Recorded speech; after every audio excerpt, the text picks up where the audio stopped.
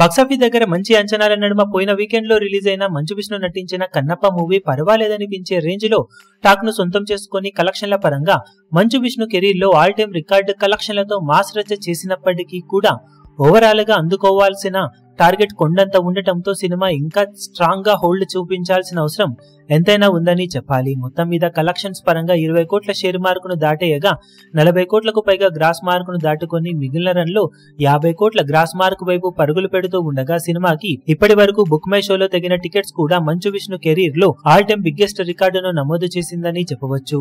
మొత్తం మీద ఏకంగా 500,000 కి పైగా టికెట్ సేల్స్ ను బుక్ మై షోలో సొంతం చేసుకుంది కన్నప్ప మూవీ.